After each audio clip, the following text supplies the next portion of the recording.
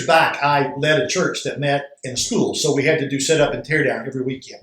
And anytime we had a big event like a church-wide meal or an afternoon festival, on Monday, I was always nervous. All day long, I'm hoping the phone doesn't ring, because if I get a call from the school custodian, it was always bad news. Never once did I get a call saying, that was amazing. You served like 300 families and left the school better than you found it. Why? Because that's what was expected. That's how most of us go through life. When we do something awesome, there's no feedback. Radio silence. We only hear anything about it when we mess up, even in marriage. Contrary to what some people seem to think, criticism is not a spiritual gift. It is too easy to catch people messing up. Employers, notice when the job's not being done the way it's supposed to be. Parents, it's hard to miss when your kids make a mess. But catching people doing right and pointing it out, that takes more intentionality. That requires a little bit more focus and effort. The author of Hebrews writes in Hebrews 3:13, encourage one another daily as long as it is called today. You can't really misinterpret that. It's not rocket science. In our relationships, we need to be giving out steady doses of encouragement. Saying things like, you always make me laugh, or you're such a good parent, or I love how positive you always are, or when I was praying today, I thank God for you. If those don't sound like things you've said to your spouse in the last couple of weeks, you need to lean in and double down on this. Encouragement is other-centered.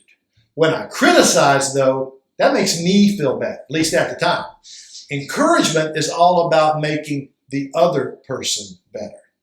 You know that's true, because when people have encouraged you and pointed to your potential, you know what they were valuing? They were valuing you. But do you know what keeps a lot of us from being more encouraging? It's what I think is the number one thing that keeps people from encouraging more in their marriage. It's that we're too caught up in how somebody else isn't encouraging us. They're not bragging on us as much as we think they should. So here's the deal. You have to go first.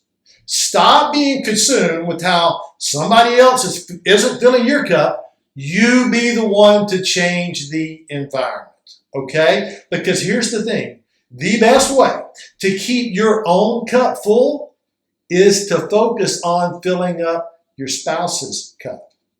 If you hold back and try to just dole out encouragement based on whether your spouse is or isn't refilling you, your cup is going to run empty real quick. But if instead you give encouragement to your spouse based on what you're receiving from God, you've got a whole lot more to give. So the issue isn't just whether we notice what they do or think that they're special, or even if we love them. It's how often do we show it through encouragement. Because encouragement is only helpful when it is expressed. You ever heard the saying, no good deed goes unpunished? Let's do this. Let's let no good thought go unspoken.